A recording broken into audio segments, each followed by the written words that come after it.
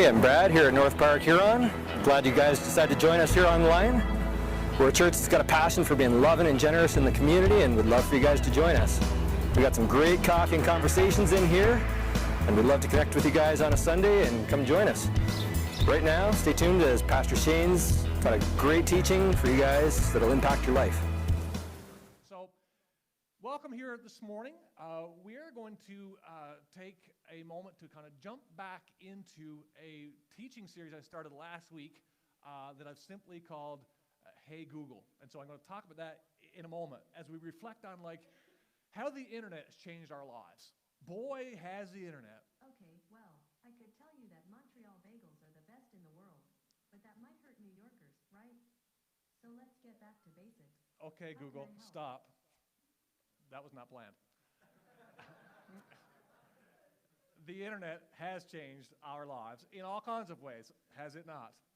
It's changed our lives in some very positive ways. There's been lots of ways our society's advanced because of the internet. There's been lots of ways I think our lives have been challenged because of the internet and its exposure. And so I want to focus on the good stuff today. I want to focus on some of the good things we can learn and some of just the things that we can kind of take advantage of because of the internet. Lots of super cool things that you can do now that you couldn't do 10 years ago because of the internet. So today, if I want to, I can take my phone right now and I can open it up and I can go to an internet application that I've got that's called Nest.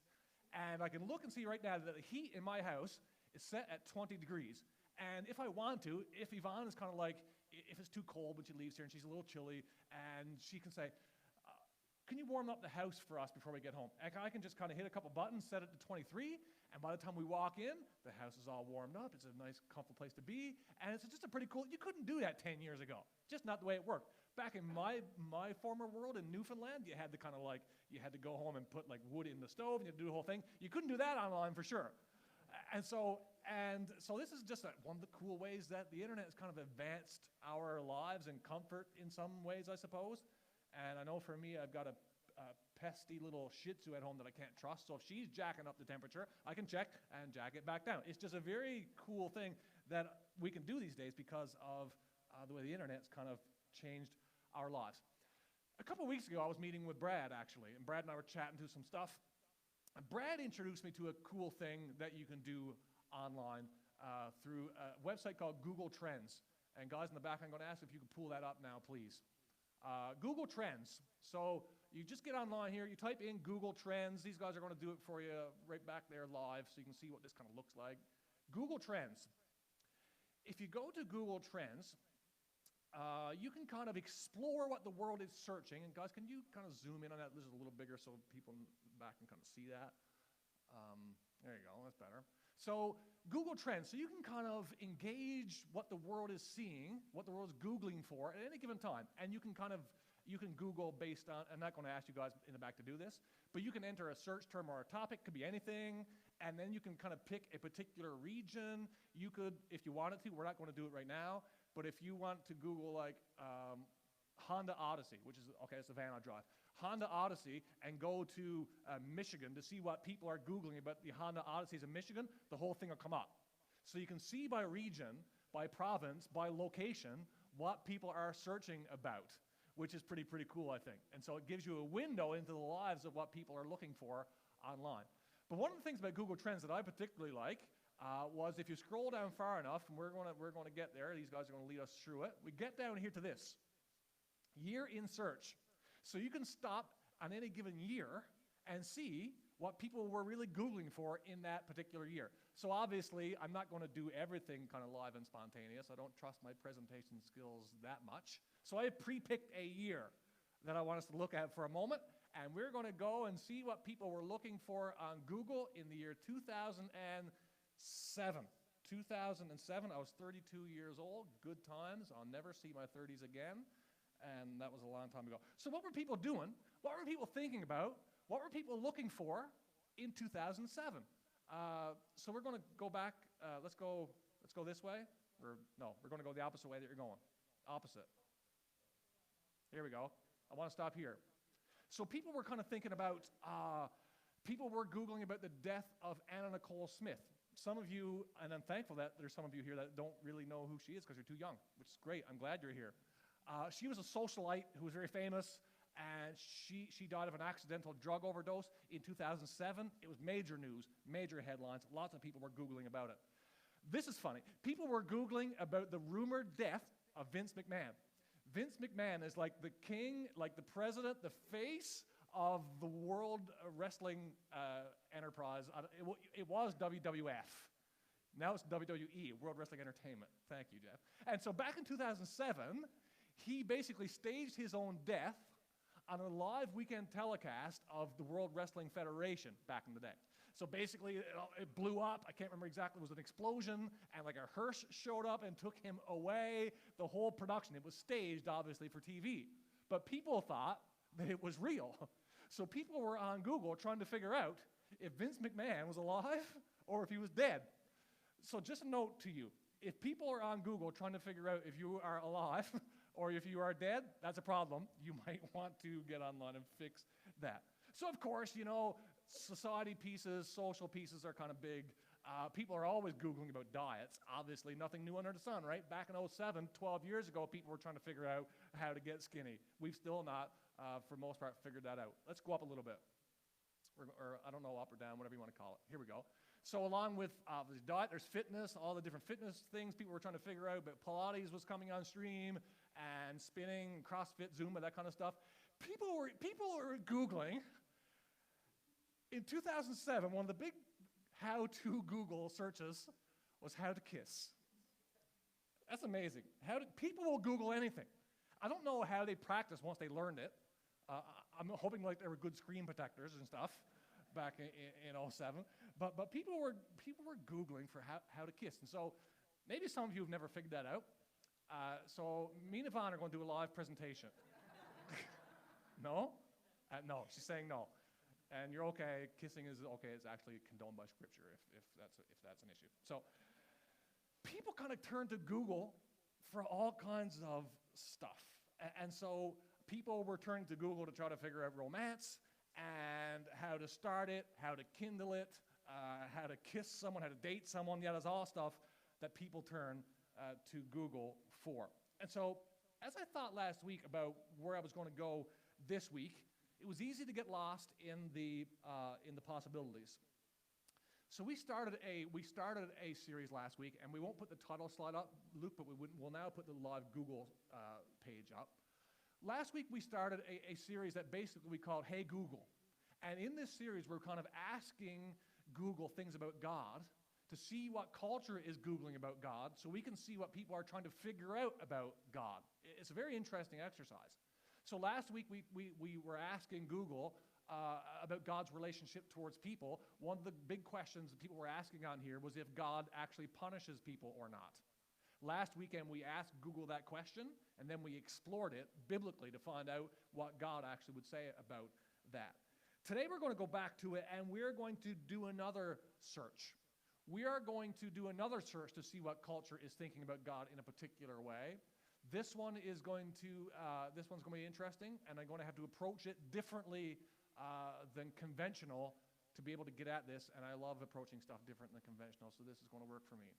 So what I want to do is, in the Google search, I want us to type in the first three words, can God fix? Can God fix? And we'll get a snapshot of what people are asking for. So the autocorrect on Google, there's always the things, right? Google always autofills. The autofills are based on the popular searches that people are searching. So the things that you type in and Google finishes it are based on what people are searching for in culture. So it gives us a good sense of what people are thinking. So when people are asking questions that start with "Can God fix?", look at what people are looking for. Can God fix my mistakes? Can God fix a broken marriage? Can God fix me? Can God fix anything? Can God fix my life? Can He fix my marriage? A broken relationship? Can God fix my messed up life? Can God fix my relationship? Can God fix your mistakes? Boy, lots of big questions there, aren't there? This is what the world is thinking. This is what the world's asking Google about. A very good spot for the church to intersect a conversation. So today we are going to, I say we, I am going to, because I'm obviously going to I'm not going to let you just pick one and I've got to figure it out on this. That's not how this is going to work. We are going to go for one of the toughest ones on there. Can God fix a broken marriage? Can God fix a broken marriage? So Luke, put me back to my slides, and I'll take it from here. So, can God fix a broken marriage? When you kind of follow that search through, these are some of the hits that you get right off the bat. When you're at the end of your ability, God can heal your broken marriage. Or how to get lost in God's love and save your marriage. How to fix a broken marriage God's way, 6 easy steps. Like, these are the pieces that come up when people ask this kind of stuff. So what I want to do for a moment, I don't know how this is going to respond. So I'm just trying to cover myself with your forgiveness before I ask it. Okay, is that all right? Everyone, we're okay, right? We love each other and all that stuff. Hey, Google, can God fix a broken marriage? My apologies, I don't understand. Not at all surprised. Google doesn't really know if God can fix a broken marriage. The question needs to be asked, why are so many people Googling that? Why are so many people getting online to ask Google if God can fix a broken marriage? And obviously, one of the reasons is because marriages are broken. Marriages have been broken, are broken, and will be broken. And as society continues to get more complicated, marriages are going to continue to be broken in more crazy ways. One of the things about the internet is it also leans into ways now where people kind of engage the internet that ends up breaking down a marriage. So there's all kinds of complicated pieces around the marriage as society continues to become more complex and as we lean into more of some of these online internet pieces. One of the things, and it's not my notes, so I'm just saying it off the top of my head, one of the things that the internet has created in a negative space in relationships is that where couples used to spend the majority of their time at home talking to each other, now we do this. That never helps. So this is a piece, this is a thing that people are Googling about because now our relationships have become more complicated. So I don't know how many of you will be familiar with the Vanier Institute. But the Vanier Institute is a Canadian institution that studies dynamics around families, relationships, and marriages. So lots of the stats that we get in the world come from the U.S. And I've never been a fan of U.S. stats because we're not the United States. We are Canada, and our dynamics are different. So the Vanier Institute gives lots of good, solid Canadian stats on all kind of things related to the family. And this particular this particular report that I want to kind of just springboard off of was released last year in 2018, and it talked about the condition of marriage in Canada. Not in the U.S., because it is a different thing. In Canada, the Vanier Institute reports on this, and they highlighted a few things. So this report that was published last year tells us that the average duration of a marriage that ends in divorce is 13.7 years. So most marriages in Canada that end up ending in divorce last 13.7 years before the breakup comes. So this is a piece that they've identified as unique to Canadian culture. It's a piece, it happens around us. And then they've also identified that 4 in 10 is the estimated proportion of Canadian marriages, according to the statistics that are reported to Vital Stats, that will end in divorce by the 30th year of marriage. It's actually 41%. This is a study that's 1 year old. So this is not something I pulled out of a 50-year-old book that was written by a U.S. author. This is the Vanier Institute, who studies Canadian families, marriages, relationships, all that stuff, giving us some of the most current information that we can use to digest. So it's no wonder why people are Googling, can God fix my broken marriage if 41% of Canadian marriages end up in divorce? It's no wonder why people are Googling that. And so I don't know about you, but I find that statistic very startling. I find that statistic very upsetting, and I guess my lens is different because I marry lots of people. So I see this lens from a little bit of a different place maybe than you do. But I do know this, that's common about all of us. This is our country. These are our cities. This is not like Orlando, Florida. These are our cities, our towns, our provinces, our country, our families, our kids, our marriages. This is why this is very unsettling to me, and I know it is for you as well. Because for some of us, maybe most of us, a lot of us, this has changed our lives in all kinds of ways. The room doesn't have to be very big, and the online audience doesn't need to be very large for me to introduce a topic like this and for all of us to kind of understand where this is going and how it affects us. Because some of you were kids when your parents got divorced. Some of you were children when your parents got divorced, and you were raised in a home where you witnessed and felt the tension of this. Some of you are parents who have walked your kids down the aisle, and then following that, you have had to walk your kids through a nasty divorce. And you felt there was nothing that you could do to help them besides be there for them and cry on their shoulders, but just to be that person. But you felt you had no control over what was going on there. And then there's others of us that this has impacted you personally. You've been through this yourself, or you are going through this yourself. This is a conversation that pretty much brings us all into it in one way or another.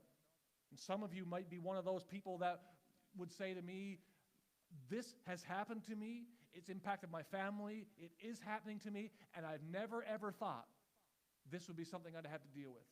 I did not see this coming. I couldn't tell you how many people I've counseled, but that's how this conversation started. And there are others who said, I saw this coming right from the start. I even knew before we got married that something may go this way. I've seen this coming for a long time, but now that it's here, it does not make it any easier. Some of you, that's where you are, or that's the situation in your family, or with your kids, or with a friend that you know. This kind of sweeps us all in. It's so common, and it affects so many of us. So it's no wonder then, when people Google, can God fix? One of the top searches that come back I don't understand. is a broken marriage. It's no wonder. It's a core part of our culture, which is increasingly more broken. And the interesting thing is now, because of the advent of the internet, because of the commonality of it, because of the fact now that everyone is holding a very powerful computer in their hands almost at all times, in the late watches of the night, when someone's relationship begins to break down, or in the late watches of the night when the last major blowout argument just happened, or in the late watches of the night when the last abusive moment just took place, and the person who is now there is not a person at all. The person who is now there is not a person at all. It's an entity inside your phone that you can lean into for more information. It's amazing, you know. As a pastor, I deal with this stuff all of the time. Google is becoming a first responder for people. Have you ever been sick, and before you went to the hospital?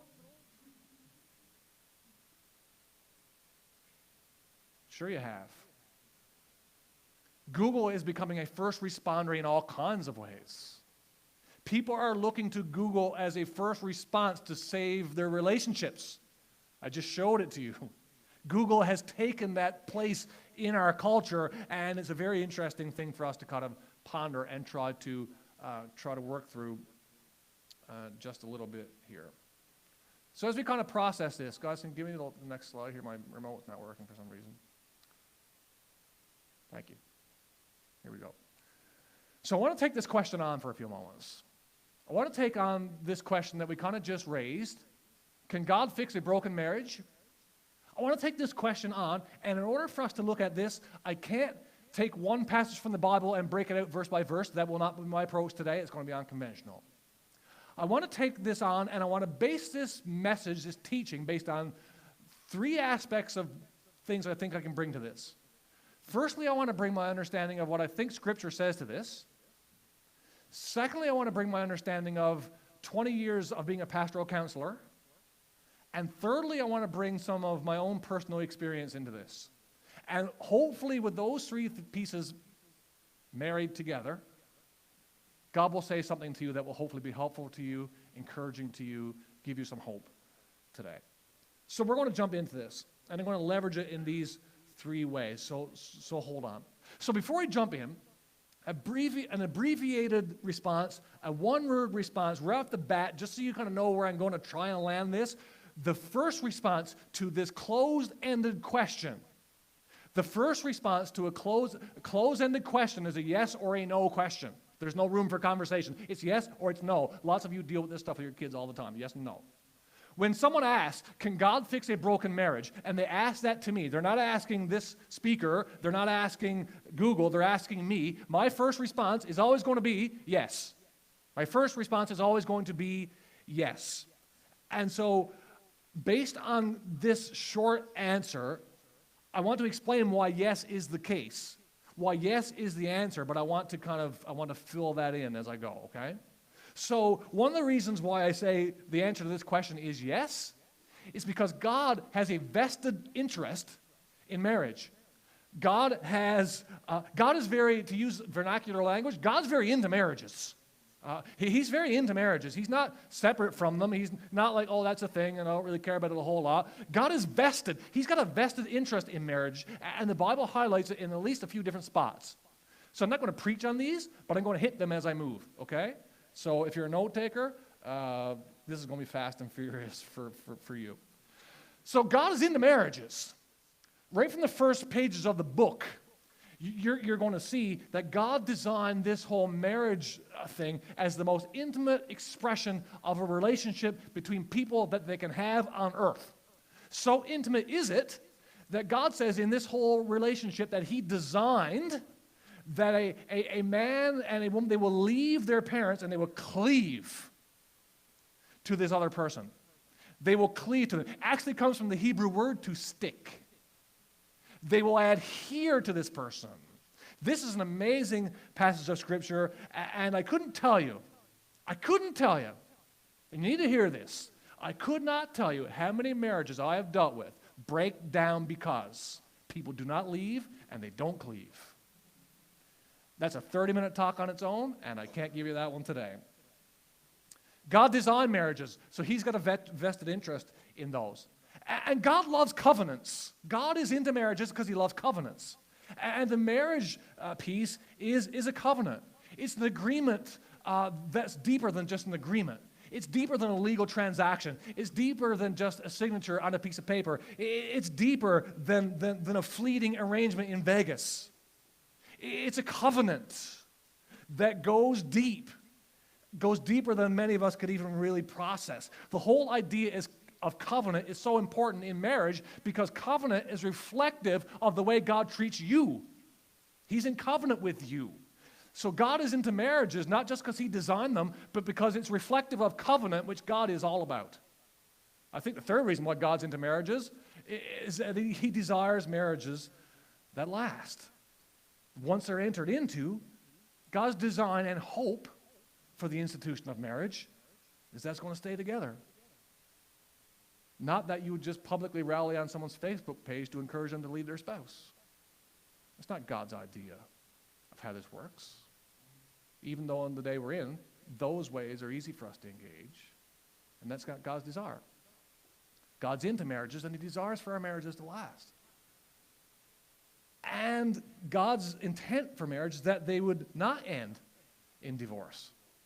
I know this is tricky stuff, and I know it's sensitive. Scripture says, Jesus says, Moses permitted you to divorce your wives because your hearts were hard.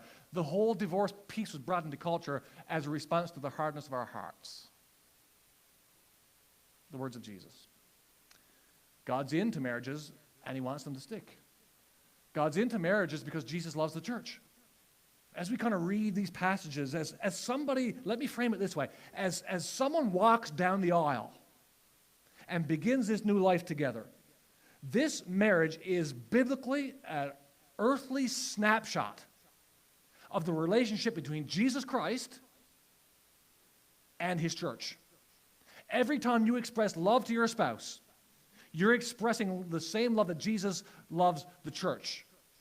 Every time you sacrifice for your spouse, you are modeling sacrifice as Jesus sacrifices for the church. Marriages are an earthly snapshot of how much Jesus Christ loves the church. So it's sacred because of that. It's sacred because of it. It's an interesting piece. When you sacrifice for your spouse, it's not just because it's the right thing to do. It's because Jesus sacrificed for the church.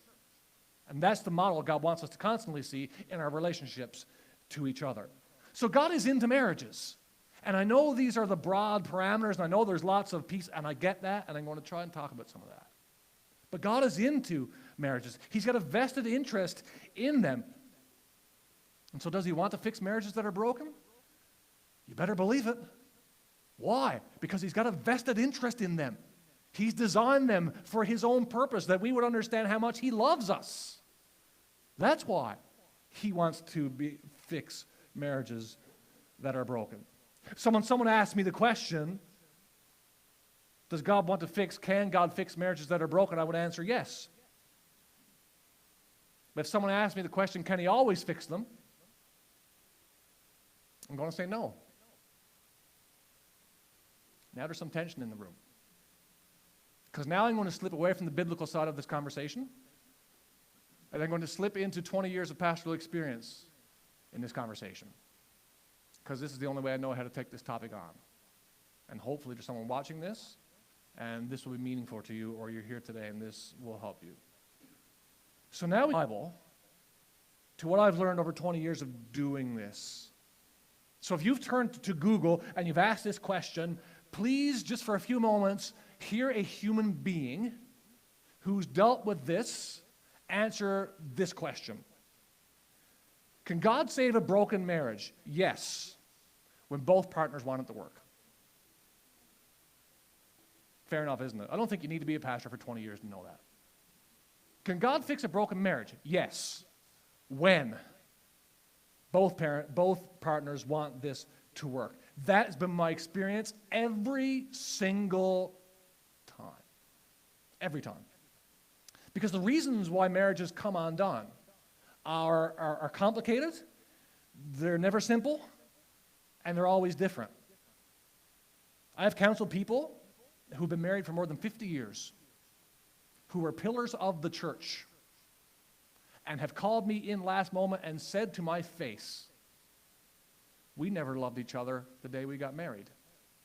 It was what you did back then. You just got married because it was the right thing to do. I've counseled people where the husband listened to and confided in his mother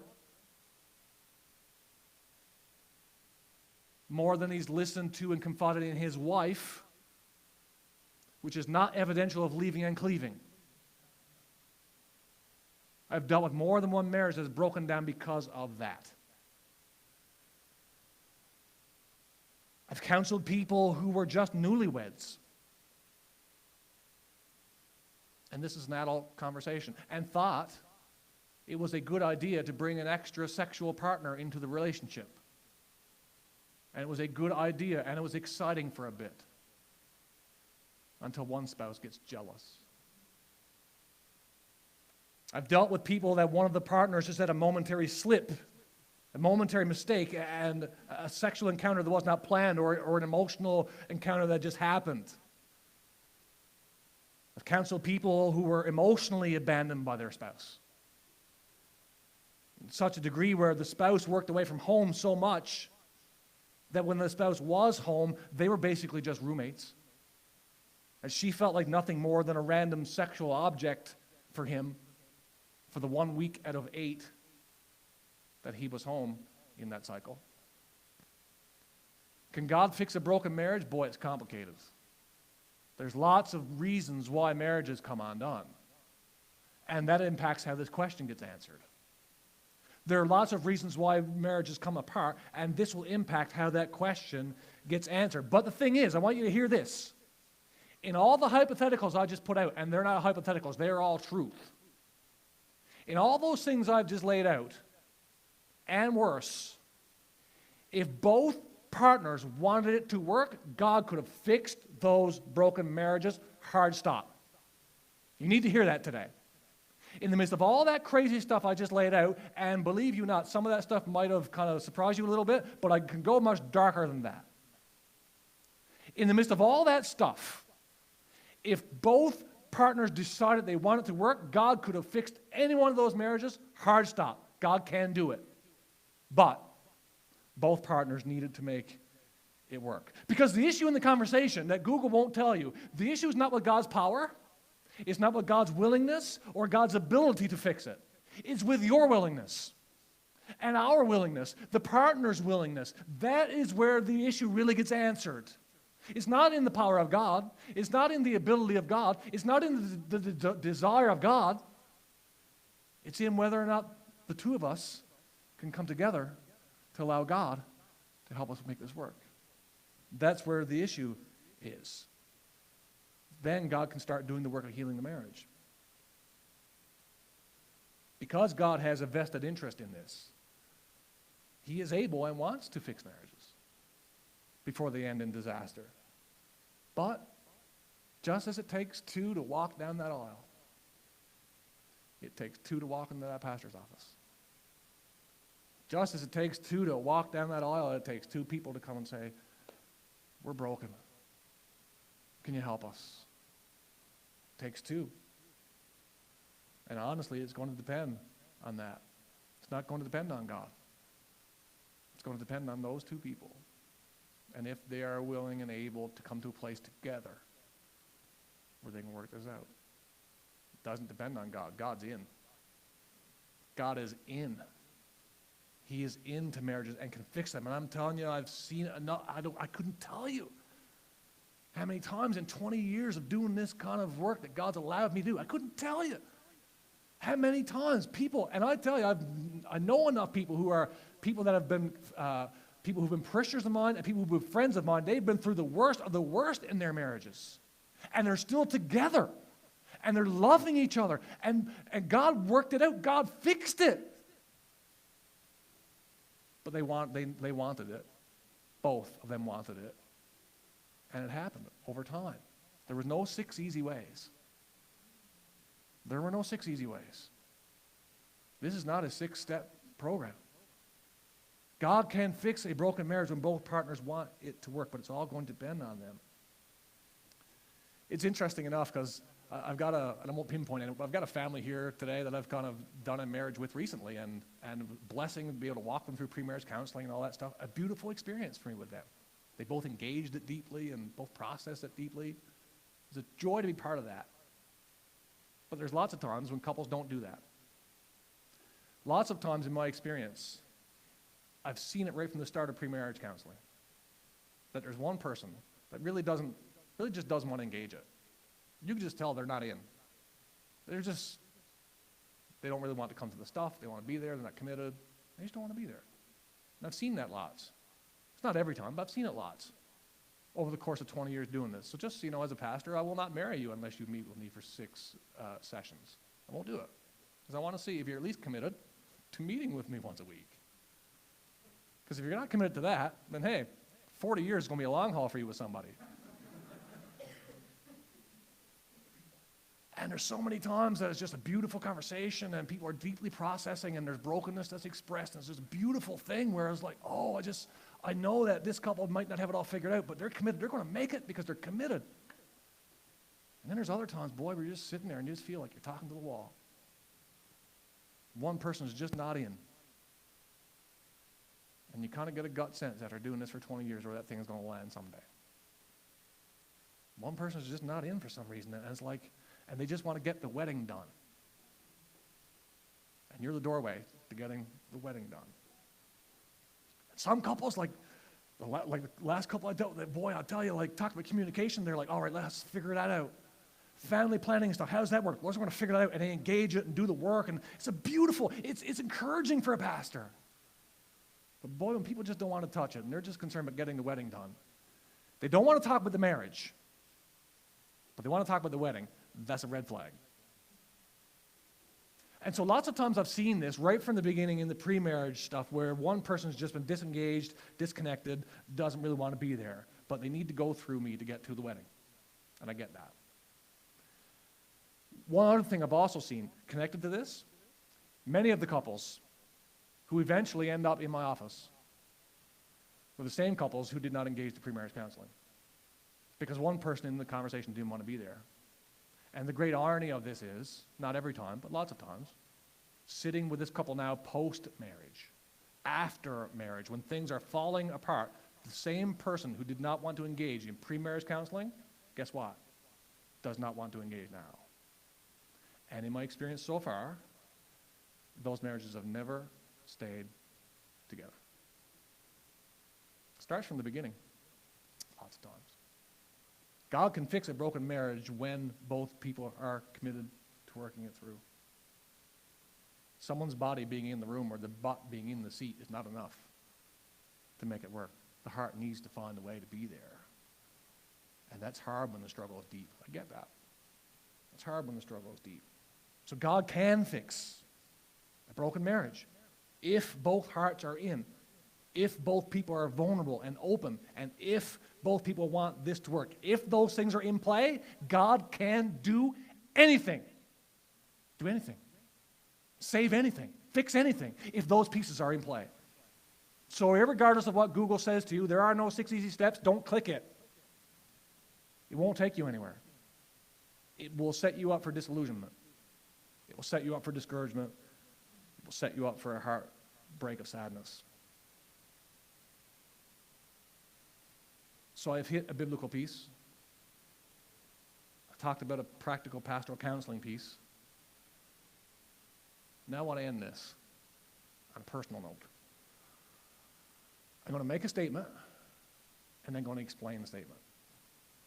So we've quickly traveled the biblical side of the question. Obviously, I didn't preach on any of those verses.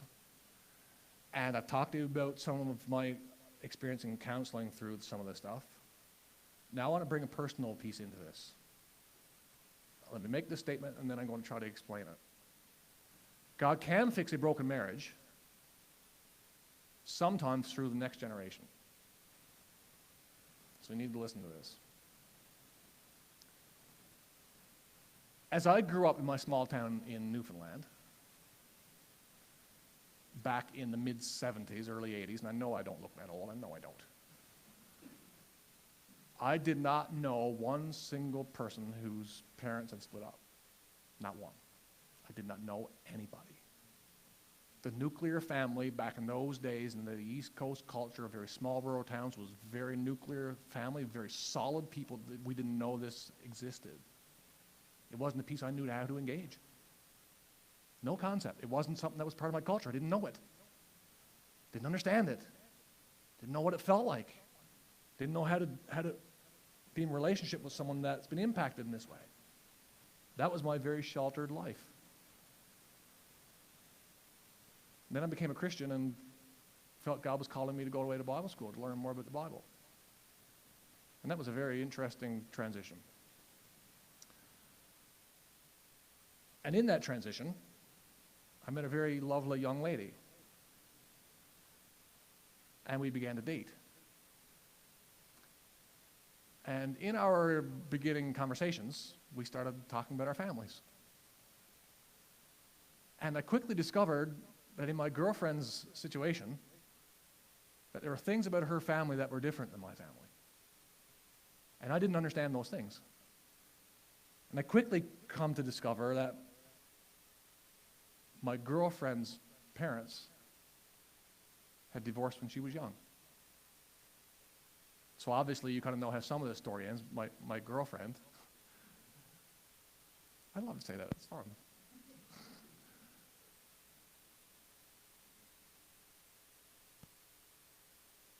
My girlfriend became my fiance, who became my wife, Yvonne. And boy, I'm telling you one thing. What God has taught me about how God's able to fix a broken marriage, sometimes through the next generation, impacts me very deeply. And this is probably going to go a little bit in the emotional ditch.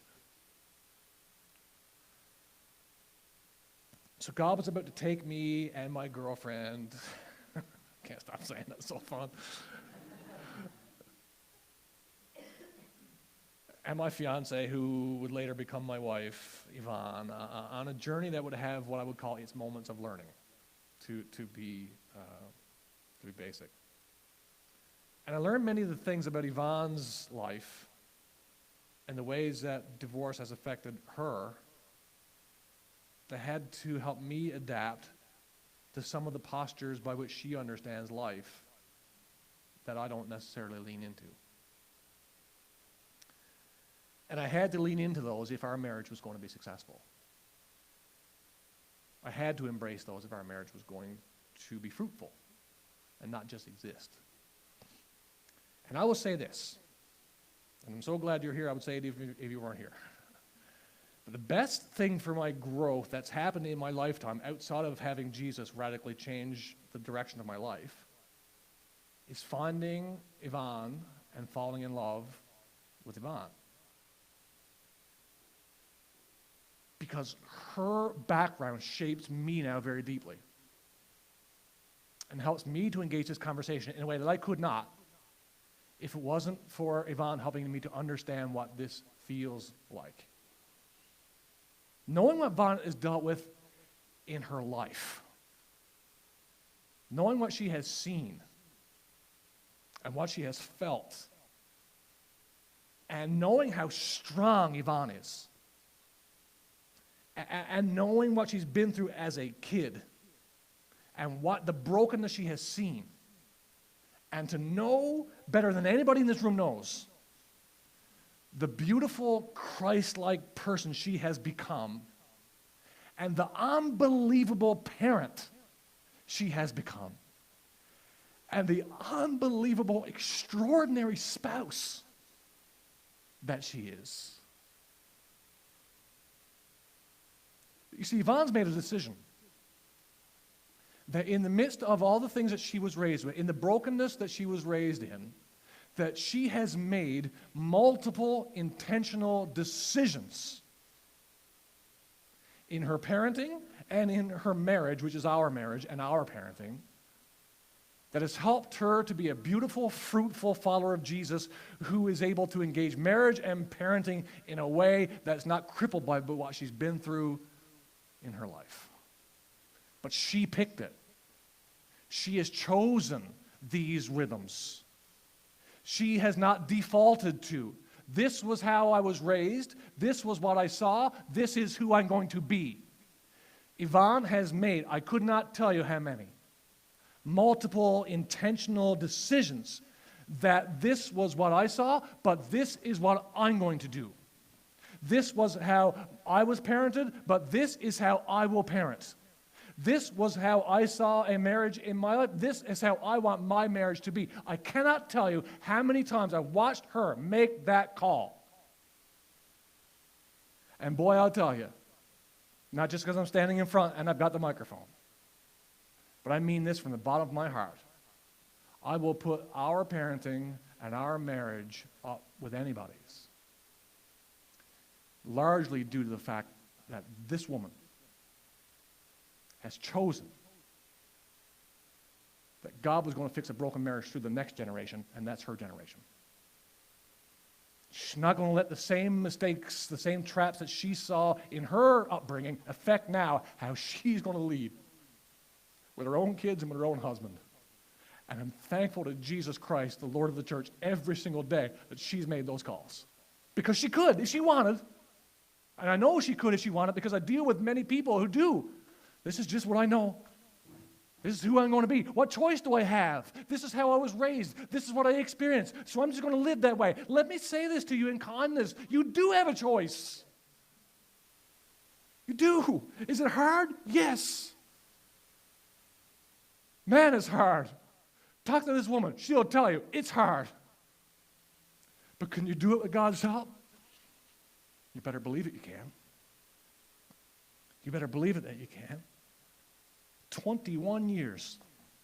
Man, 21 years, we don't look that old. You're not. I ain't gonna get there. We believe that God can fix a broken marriage. In your situation, in your parents, God didn't fix that one. But boy, he's fixing it through the next generation. He's fixing it through you. And he's fixing it through me. And he's fixing it through the way we're going to lead those kids. And he's fixing it through the way that our marriage is going to continue to grow beautiful. God can fix a broken marriage through the next generation. So if you've been here and you've been impacted by this and you were raised in it, don't let that stop you from being, you can have a great marriage. You can raise your kids in a godly way. You can do it, but you got to pick it. You got to decide. And this is the way I'm going to live. And we've determined that. And I'm not going to continue to go on this road because I'm about emotionally spent.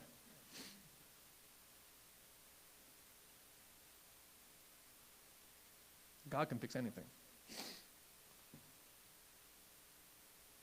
But both people had to be in. If you're watching this today and Google is your last resort, Google is your first responder, hey, listen to me, please. Listen to God's voice for just a moment. Let God be your first responder in these seconds. God can fix a broken marriage, but you got to be in. And what happened in your life does not need to reduplicate now into your relationships. God can fix that too through the next generation, but that's your call. It's your choice. God can fix anything. You just need to be in.